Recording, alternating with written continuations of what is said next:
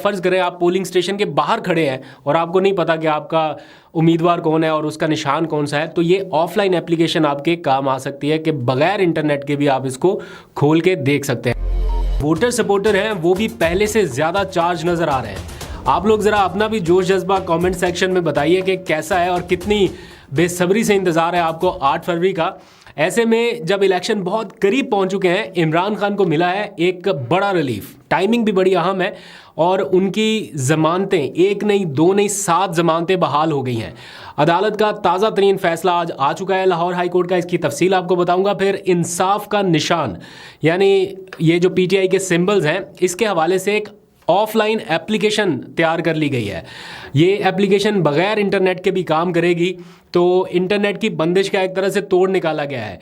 फिर इतवार के पावर शो के लिए इमरान खान ने तमाम टिकट होल्डर्स को एक बड़ी वार्निंग दी है, यानी बाहर नहीं निकलेंगे तो आप नुकसान में रहेंगे। कैसे, वो भी आपको बताना है। और फिर पीटीआई का या पीटीआई की लीगल टीम का एक शानदार इकदाम, या यूँ कह लीजिए कि एक ज़बरदस्त लीगल स्ट्रेटजी, या मैं तो इस टाइम में इसे बहुत बड़ा कार्ड कह सकता हूँ जो उन्होंने खेल दिया है। और इसकी भी टाइमिंग बहुत ही बेहतरीन है क्योंकि फिर बहुत देर हो जाती। तो ये सारी खबरें एक एक करके आपको बताऊंगा, बिकॉज आज वाली खबरें बहुत इंपॉर्टेंट है आपके जानने के लिए हैं। तो सूरत हाल इसलिए भी दिलचस्प हो रही है कि पीटीआई के पास मैंने जैसे बताया कि आखिरी 15 रोज़ का वक्त बाकी बचा है अपने वोटर्स और सपोर्टर्स तक पहुँचने के लिए, उनको अपने निशानात रजिस्टर कराने के लिए।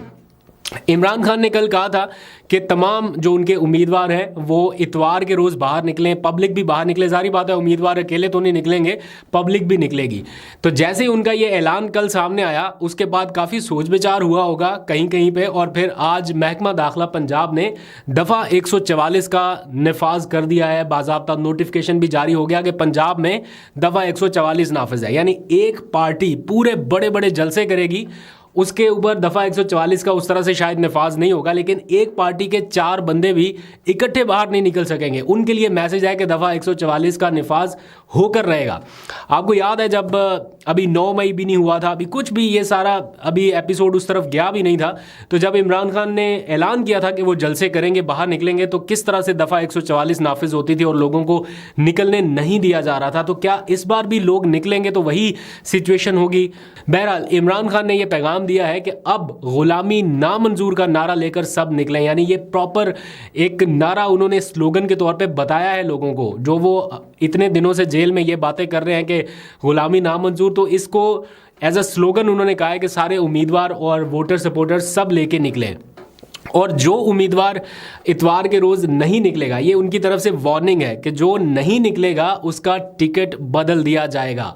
यानी उम्मीदवारों के लिए अब बहुत आसान काम नहीं है कि टिकट मिल गया, घर बैठे बस ये बहाना कि जनाब बाहर तो हालात ही नहीं थे तो आप निकल नहीं सकते। तो इमरान खान को इस टाइम ज़रूरत है उन लोगों के करेज की जिसको उन्होंने टिकट्स दिए हैं।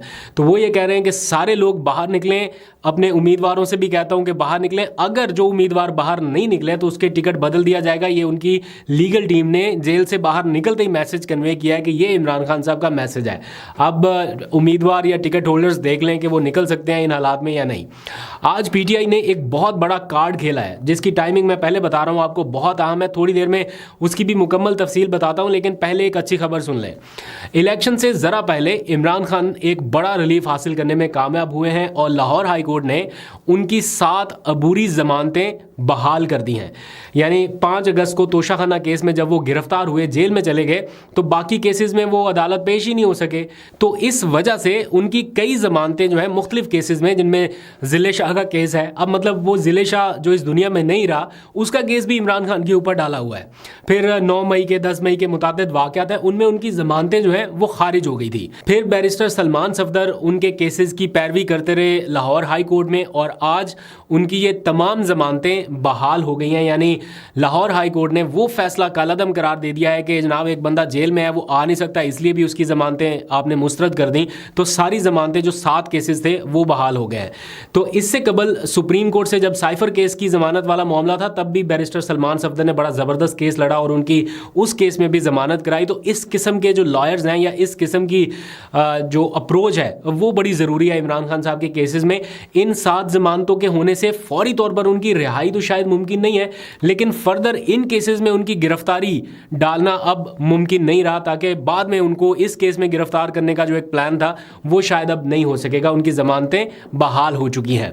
अब आ जाइए कि तहरीक इंसाफ ने एक ऑफलाइन एप्लीकेशन आज मुतारिफ कराई है। ऑफिशियली अभी तक उसका ऐलान नहीं किया गया, यानी तहरीक इंसाफ के प्लेटफॉर्म से, लेकिन जो लोग इसके ऊपर काम कर रहे हैं वो इन लोगों के साथ राब्ते में है, यानी वॉलंटियर ही है। अगर आपके पास इंटरनेट ना भी हो तो आप ये एप्लीकेशन इस्तेमाल कर सकेंगे और उम्मीदवार का जो नाम निशान है वो मालूम कर सकेंगे। ये एप्लीकेशन कैसे डाउनलोड करनी है अभी बताता हूँ आपको, लेकिन उससे पहले एक ताज़ा तरीन कार्ड का जिक्र, वो मुझे फिर बाद में बात भूल जाएगी, बड़ी इंपॉर्टेंट बात है, वो आपको बतानी है, बहुत ही अहम है। तहरीक इंसाफ ने जो अपने आज़ाद उम्मीदवार हैं, यानी नामजद उम्मीदवार, उनकी आज़ाद हैसियत को चैलेंज कर दिया है। कानूनदान जो सलमान अकरम राजा है, उन्होंने लाहौर हाई कोर्ट में ये दरख्वास्त दायर कर दी है कि जो भी उम्मीदवार उनकी पार्टी से इलेक्शन के मैदान में उतरा है उसे आज़ाद तस्वुर ना किया जाए। यानी ठीक है, बल्ले का निशान नहीं मिला, बट टिकट तो पार्टी ने दिया है ना, तो ये पार्टी पॉलिसी के पाबंद होने चाहिए, ना कि ये आज़ाद हैसियत में रहें और बाद में इनकी मंडियां लगती रहें, ज़मीरों के सौदे होते रहे और जमहूरियत को मज़ीद नुकसान पहुँचे। तो मेरा नहीं ख्याल कि कोई भी अदालत इस चीज़ को अंडरस्टैंड ना करे और वो कोई ऐसा डिसीजन दे दे कि नहीं नहीं ये जनाब आज़ाद ही हैं और इनको जहाँ चाहें ये अपना वोट इस्तेमाल कर सके या वोट दे सके, क्योंकि बैक पे इनके पार्टी खड़ी है, सारे वोटर्स इनके पीटीआई के होंगे जो जो इनको वोट देगा। तो ये जो आज़ाद हैसियत है उसको चैलेंज कर दिया गया है। इसलिए मैं बार बार कह रहा हूँ कि ये जो एक मूव है पीटीआई की, ये इस टाइमिंग के अतबार से बहुत ही अहम है, क्योंकि बाद में तो फिर बहुत देर हो जाती। फिर अगर ये वोट अपना किसी और को दे देते और उसके बाद आप चैलेंज करते तो देर हो जाती। तो इससे पहले ये डिसीजन लेना बड़ा ज़रूरी है, तो वो आज चैलेंज कर दिया गया है ताकि कोई और वजह बचे ना। अच्छा, अब सियासी जमातों के पास आप देख लेना कि ना कोई नज़रिया है, ना कोई बयानिया है, ना कोई मंशूर है। पीएमएलएन का मंशूर कोई अंडर कंस्ट्रक्शन है, काफ़ी देर से उसके ऊपर काम हो रहा है, अभी तक वो सामने नहीं आ सका। तो बाकी जमातों के पास क्या है मंशूर? ये मंशूर है कि आज़ाद उम्मीदवारों को हम साथ मिला लेंगे, फिर हम हुकूमत बना लेंगे। सबकी नज़र आज़ाद उम्मीदवारों, इन्हीं आज़ाद उम्मीदवारों पर है और जो मंडियां लगनी है फिर लोग भूल जाएं। तो इसलिए पीटीआई ये सारी कोशिश करी। और आज भी मैं देख रहा था परवेज़ खटक साहब, वो कह रहे हैं कि मैं मजाक नहीं कर रहा, मेरी हुकूमत आने वाली है। मतलब वो ये उनका मंशूर है या ये उनका स्लोगन है। बाकी बता रही है पीटीआई कि जनाब हमने ये किया, नून लीग भी बता रही कि हमने ये किया, ये वो कह रहे हैं कि मैं मजाक नहीं कर रहा, हमारी हुकूमत आने वाली है। तो वो किस तरह से हुकूमत लेके आएंगे जब उनके पास वोटर सपोर्टर है नहीं? तो इस तरह से आज़ाद उम्मीदवारों का इस्तेहसाल होना है आगे चल के या उनका इस्तेमाल होना है, तो उससे रोकने के लिए ये पिटीशन फाइल कर दी गई है। अब आ जाइए वो ऑनलाइन एप्लीकेशन वाला, जो मैं ऑफलाइन एप्लीकेशन वाला मामला। वो जनाब शहजाद खालिद नामी नौजवान है, उन्होंने इंसाफ का निशान के स्लोगन से ये एप्लीकेशन तैयार किया, या इंसाफ का निशान का एक मोटिव उन्होंने सामने रखते हुए ये एप्लीकेशन डिज़ाइन की है। इसका मकसद बुनियादी तौर पे ये है कि अगर इंतखाबात से 2 दिन पहले, 3 दिन पहले या किसी भी टाइम पे इंटरनेट बंद हो जाता है और आपकी वेबसाइट तक रसाई नहीं रहती और आप फ़ौरन अपने मोबाइल पे ये जानना चाहते हैं कि मेरे हलके में उम्मीदवार कौन है, या फ़र्ज़ करें आप पोलिंग स्टेशन के बाहर खड़े हैं और आपको नहीं पता कि आपका उम्मीदवार कौन है और उसका निशान कौन सा है, तो ये ऑफलाइन एप्लीकेशन आपके काम आ सकती है कि बगैर इंटरनेट के भी आप इसको खोल के देख सकते हैं। इसमें अभी थोड़ा सा काम और भी रहता है, क्योंकि इसमें अभी फाइनल उम्मीदवार साथ साथ ऐड होते जा रहे हैं, कुछ चेंज भी हो रहे हैं। अभी बलूचिस्तान असम्बली के कुछ रहते हैं, प्रायोरिटी जो है वो पंजाब और खैबर पख्तूनख्वा की थी, फिर कौमी असम्बली के उम्मीदवारों की थी, तो कुछ जो रहते हैं वो भी इसमें ऐड हो जाएंगे। देन पीटीआई इसको ऑफिशियली अनाउंस कर देगी।